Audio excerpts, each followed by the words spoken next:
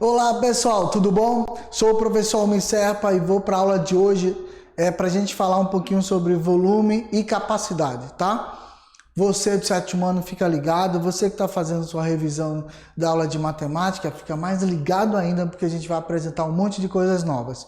Hoje nossa equipe vamos estar aí com o Robson no cantinho do vídeo, dá para visualizar Robson aí, e o Jonathan está por trás das nossas telas, claro, vocês não vão visualizar, mas é o nosso apoio técnico hoje, tá? Bom, não esquece de estar plugado nas nossas redes sociais. Instagram, Robertão da Transmissão, tudo junto, sem acento, é o lugar que você tem que postar você fazendo um selfie com a nossa videoaula, para a gente poder parabenizar você aqui. Você, professor, tira foto da tua turma aí online, manda pra gente esse link para a gente poder referenciar você também, o nosso parceiro, tá bom? Vamos lá para a nossa videoaula de hoje, volume e capacidade. Bom, tá aí o slide, aula de número 15, ok? E a gente vai estar nesse foco comigo na videoaula de hoje. Preste atenção no slide, segue comigo devagarinho. Vou falar do conceito de volume e capacidade, tá bom? Observa a tirinha aí que nós vamos ter um texto bem interessante. Alguém reclamando da falta d'água. Nós temos aí um personagem que faz uma reclamação muito interessante e ele vive reclamando da falta d'água, mas o que acontece durante sua reclamação? Ele está escovando os dentes com a torneira ligada e isso não condiz com a fala dele. Preste atenção, para eu poder cobrar das autoridades, eu também tenho que fazer a minha parte. Você não quer que falte água na tua casa? Economiza. Você tem que ser o primeiro a fazer isso, tá bom? Aí depois você pode reclamar à vontade, mas deveria estar reclamando com a torneira fechada. Para que a torneira aberta? Banho de mais de 15 minutos. Para que isso? Vai se ensaboar? Para que deixar a água do chuveiro ligada? Fecha, sem sabor, depois liga de novo. Enfim, presta atenção que esse é um recurso escasso. Tem água salgada, tá? Mas água doce não é bem assim. Então se liga aí que a tirinha chama atenção um negócio disso. E que isso tem a ver, professor, com a aula de volume e capacidade. Tua conta, no final do mês, ela vem em metros cúbicos. A tua garrafinha, ela tem uma medida da água que está ali dentro, tá? O copo, ele varia de tamanho por capacidade. Então, tudo isso está ligado a volume e capacidade. Por isso, o nosso tema água. E é importante, não esquece. A aula de matemática, ela não é só números, não. Esquece isso. Os números nos auxiliam para a gente poder fazer os cálculos, tá? É um modelo matemático para a vida. Então, matemática, ela tem uma função primordial de modelo de medição, principalmente, né? Mas tem a área geométrica, a área contábil que precisa da matemática, a área de engenharia, a área de software, todas essas áreas precisam da matemática. Assim como no cotidiano, eu preciso ter noção de perdas e ganhos, que foi o exemplo aí errado do nosso amigo na tirinha. Tá? Vai reclamar? Desliga a torneira, você está economizando e está ajudando. Aí você pode reclamar à vontade, quero mais água, eu estou fazendo minha parte, mas eu preciso de mais água, estou fazendo a minha parte. Não esquece disso. E usa a matemática a seu favor, porque você precisa se ligar em um objeto muito simples. Como é que você vai saber que realmente o consumo de água da sua casa, você pagou aquele valor ou seu pai, sua mãe vai pagar aquele valor? Como é que isso ocorre? Você não se ligou ainda, né? Vocês têm a obrigação de ir lá no relógio, naquele reloginho lá e verificar os números, né? A partir do dia 1 até o dia 30. Eu pego o resultado do dia 30 menos o resultado do dia 1 e eu sei quanto eu consumi. E eu vou olhar na conta se realmente estão me cobrando isso. Já pararam para pensar nisso? Onde a matemática nos ajuda? E isso vai economizar muito dinheiro, tá? Se liga aí, é obrigatório. Pega o número final do dia 30 do lado do reloginho e subtrai do número inicial do dia 1. E aí, fazendo essa subtração, você vai ter o quantitativo de metros cúbicos que a tua casa consumiu. Aí você vai olhar na conta se aquilo realmente bate. Se não bater, aí você reclama. Faz feito ele, reclama mais uma vez. Mas agora com a matemática na ponta do lápis, tá bom? Vamos lá para o nosso slide. Jonathan, mostra aí para eles. Obrigado. Não desperdice água. Não esquece dessa fase, tá bom?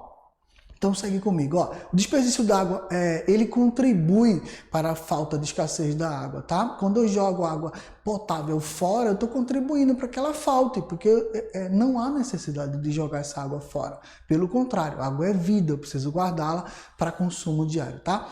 Então isso vai afetar o abastecimento. É uma dica que a gente deixa para vocês. O desperdício de água, como mostrado na tirinha acima, ele aumenta o consumo de água em aproximadamente 12 metros cúbicos. Mas, peraí, professor, o que são 12 metros cúbicos? O que essa medida representa? Vem comigo, preste atenção aqui, ó. Eu vou dar um exemplo de um cubo, ok? Do jeito que está aí na sua tela. Esse cubo está com cada medida das suas arestas valem 1 metro. Então, cada medida dela, tá? Base, comprimento e altura medem 1 metro, ok? E aí, a gente chama isso de metro cúbico, ou seja, eu estou usando a ideia da forma geométrica de um cubo com a medida de 1 metro, uma unidade de medida, e aí essa unidade de medida passa a ser padrão em metros cúbicos. Deu para entender? Se a água couber aí dentro certinho, sem sobrar nem transpor, tá? Sem faltar e nem transpor, ela tem exatamente 1 metro cúbico. Fechou? Vamos lá então. Essa é a unidade de medida padronizada, que existem as subunidades, ou outras unidades como a gente chama, que é o centímetro cúbico, decímetro cúbico, e assim a gente vai, tá bom? 1 milímetro cúbico, não tem problema. Mas elas são subdivisões do metro cúbico. Deu para entender? Tá tranquilo? Ficou claro? Então vamos com a gente agora. Volume é igual a capacidade? Essa é uma pergunta para vocês. Se tem dúvida, pausa o vídeo aí, volta lá para o teu livro didático ou para o teu professor e pergunta a ele, professor, volume é igual a capacidade? O senhor pode me explicar? Ou então leia, pesquisa na internet, baixa vídeos, vai olhar o que é isso para poder você matar sua curiosidade e ao mesmo tempo mandar pra gente lá no Instagram, Robertão na Transmissão, tudo junto, sem acento, tá bom? Segue comigo que eu vou explicar daqui a pouco que é essa resposta, passo a passo para vocês, ok? Vamos lá então. Bom, eu trouxe para vocês, a gente montou uma espécie de tirinha, né, mais longa aí para vocês, tentar entender uma conversa de personagens. Então aí, o primeiro personagem aí é o Alisson, do lado esquerdo da tua tela. No primeiro quadro está a Alisson com o Vitor e depois no segundo quadro a Alana com o Arthur, tá? São esses os personagens. Então, a Alisson, ele tem um questionamento. Ele é um garoto que está estudando no 7º ano e ele tem um questionamento para os demais primos deles aí e o irmão dele, que é o Arthur. Ele está em dúvida sobre. Que a gente falou sobre volume e aí ele sempre ouviu falar que capacidade de um produto, né? É a mesma coisa, volume e capacidade, ele já ouviu falar que era a mesma coisa. Então, os meninos vão explicar para o Alisson que não significa a mesma coisa e ele vai explicar direitinho como isso acontece. Aí vem o Arthur e diz para ele, ó, bebê, mesma coisa eles não são parecidos, aí ele vai explicar, tá? Aí o Arthur vai lá na geladeira e busca, ó, essa garrafa, ela é um sólido geométrico, né? Ela ocupa um espaço, né?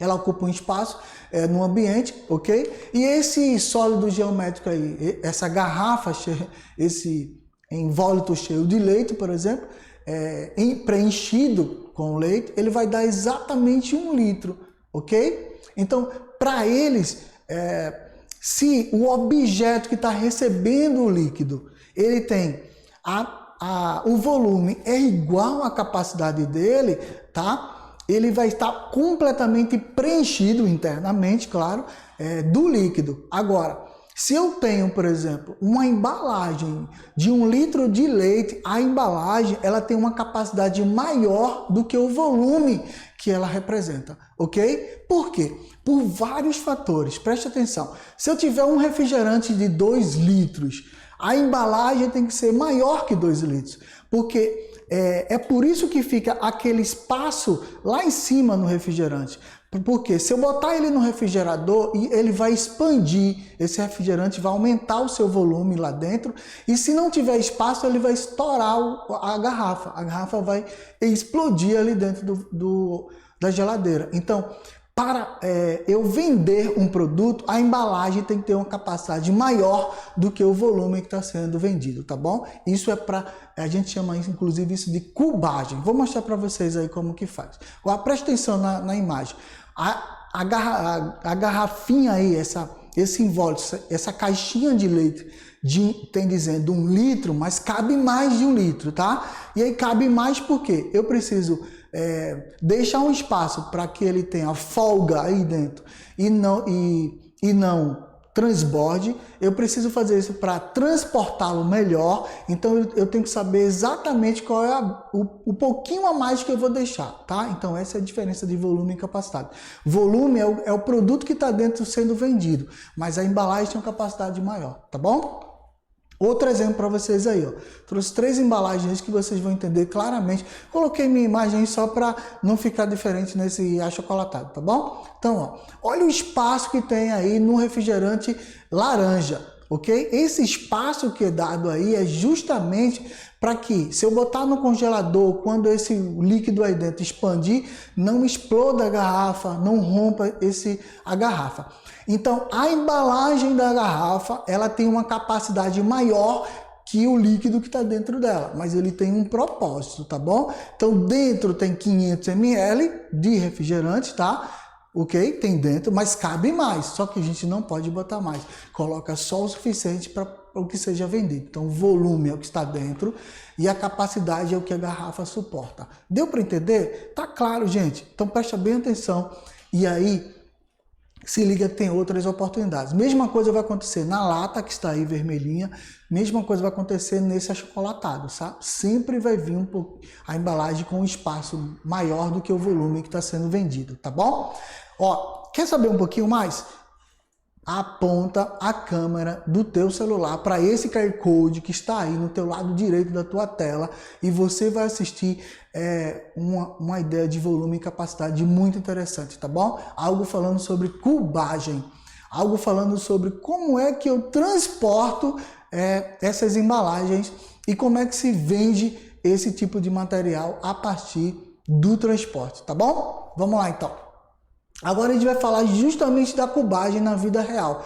Professor, para que eu preciso aprender isso? Ora, se você for alguém que vai trabalhar na área de engenharia, se você vai trabalhar na área, em qualquer área você vai utilizar, como cidadão, você vai utilizar, por exemplo, a mala do teu carro, fazer as compras. Mas se você um dia for engenheiro automotivo, você vai trabalhar para melhoramento desse espaço interno do veículo e a gente chama de cubagem. Você vai viajar, tem um limite de volume para você levar no avião sem pagar uma taxa extra, tá lá. Se você vai pegar ônibus, tem um limite de bagagem para colocar lá na parte inferior, lateral do ônibus. Se você vai viajar e está de carro, tem um limite para você botar o teu material na mala do teu carro. Então sempre o volume e a capacidade vai estar relacionado a isso, tá bom? E isso a gente chama de cubagem. Tá aí uma imagem, tá vendo a imagem aí no lado direito? A gente chama de litragem. Quando a gente vai comprar um carro, normalmente tem uma família grande, aí o cara quer uma mala grande, porque na hora de viajar vai precisar mesmo de espaço. Então o nome disso é litragem, tá? Como é que eles medem a capacidade da mala de um carro? Eles colocam esses blocos de isopor aí, retangulares, são chamados de paralelepípedos de isopor, e eles vão preenchendo, depois retiram todos os blocos e saem medindo para saber aproximadamente quanto cabe de litragem ali na mala. Deu para entender? Tá claro para você? Agora você está começando a visualizar o volume e a capacidade na vida real? E tá entendendo agora porque a passagem aérea tem um adicional se você leva muita bagagem? Assim como no ônibus, assim como na van, no navio, sabe? O transporte de containers, a gente vai ver daqui a pouco um pouquinho mais sobre ele, tá? Vem comigo, ó. Litragem, esse bloco aí, e ele tem um padrão. O padrão do bloco é sempre assim, olha, 20 centímetros de comprimento, 10 de altura e 5 centímetros de largura. Essas são as medidas padrões que o bloco utiliza para poder medir a mala do carro, tá bom? E aí isso não foi feito à toa não, tá? Isso é uma sigla, é uma representação visto da Verbander Automobilistik, tá? Que é uma empresa, uma instituição alemã que visa padronizar as medidas das malas dos carros no mundo inteiro. E é chamada de VDA, ok? Agora vamos seguir comigo, ó. Como que eu faria para calcular o volume desse bloco de isopor, né? Esse bloco desse material sólido? Eu vou fazer o produto, olha como é fácil trabalhar com volume. O produto, a multiplicação de suas medidas das arestas. Que são isso? A medida do comprimento vezes a altura vezes a largura. Ou tanto faz, se você mudar a ordem, não vai dar problema nenhum no final. Então eu vou pegar aí 20 vezes 10 vezes 5, ok? 20 vezes 10, 200, 200 vezes 5, 1000 centímetros cúbicos. Cada um desses blocos tem. E aí eu vou quantificar quantos cabem na mala e eu vou fazer o somatório e a gente sabe o valor total que a mala comporta em termos de volume, tá? Ok? Agora, vamos para a unidade de medidas e transformações. Professor, o que isso tem a ver com essas medidas? Porque a gente vai usar sempre a medida do metro cúbico. O metro cúbico equivale a 1000 litros, ok? Depois você pode relacionar isso, inclusive, com massa, que tem muito a ver, tá bom? 1 litro, ele está relacionado a 1 quilo, tá? Ok? E aí segue, ó, padrão. Se a medida é maior e eu quero ela ser indicada numa unidade de medida menor, eu multiplico. Se a medida é menor e eu quero indicar numa unidade maior, eu divido por 1000. Fechou? Tá tranquilo? Entendeu por que 1000? 1 metro cúbico, 1000 litros. Ficou claro? Agora vamos para outra. Presta atenção. Ó. Unidade de medidas do volume. Agora eu tenho 1 litro, a litragem, como a gente falou agora há pouco da mala. 1 litro é igual a 1 quilograma. Então eu posso relacionar também com massa. Se liga. Se a litragem é maior e eu quero representá-la numa unidade menor, eu multiplico por 10. E o contrário, se eu tenho uma unidade de medida menor e eu quero apresentá-la como uma unidade maior, eu divido por 10. E aí tem um exemplo para vocês, ó. 1 ml equivale a 1 centímetro cúbico, 1 centímetro cúbico, tá? Então a gente vai ver isso, por exemplo, nas garrafinhas de 500 ml. Quando a gente está comprando essa garrafinha de água, a gente está comprando ela justamente nessa classificação de centímetros cúbicos, fechou? Vem comigo, ó. A atividade agora para a gente treinar bastante, tá bom? Olha, calcule o volume de um container cujas dimensões são 3 metros de altura, 2,5 de largura por 6 metros de comprimento. Tá aí um exemplo aí de uma imagem de um container, tá? Só como exemplo. Vamos calcular comigo? Preste atenção, etapa por etapa. Muito fácil, multiplicação do comprimento de cada aresta desse container. Muito fácil, é só multiplicar e não tem estresse, tá? Vamos lá, resposta. Sempre usando a fórmula, volume é igual a A vezes B vezes C, ou seja, o produto das medidas de suas arestas. E aí a gente vai seguir, ó. 3 metros vezes 2,5 vezes 6. Pode botar em qualquer ordem que vai dar a mesma resposta, não tem problema. 3 vezes 2,5, 7,5. 7,5 vezes 6. Era para ser 7,5 vezes 6, tá? Desconsidere isso aí. E aí deu 7,5 vezes 6, 45 metros cúbicos, ok? Fechou? Vamos lá então para item 2. Okay? Certa fábrica de bebidas envasa água natural de diferentes modelos de garrafas com 1 metro cúbico de água. Quantas garrafas, como a representada, podem ser envasadas no máximo, tá? Então tem um monte de garrafinhas aí. Vamos pegar uma delas para gente, todas elas com a capacidade não, né? Mas o volume para 500 ml, ok? E a gente vai fazer o mesmo cálculo, só que agora ele deu 1 metro cúbico.